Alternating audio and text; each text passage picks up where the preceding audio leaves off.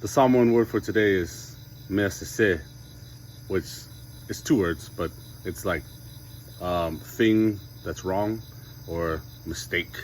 Like this, I was just testing out these forms in the concrete just to see how they looked, and I kind of forgot to take them out, so now they're stuck.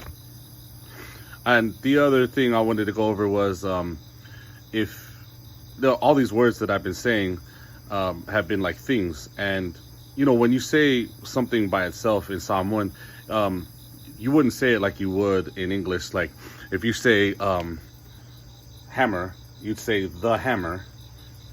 In Samoan, the hammer is lesamala, right? But it just sounds funny. You would never say lesamala. You would say o lesamala, and o is kind of saying it is.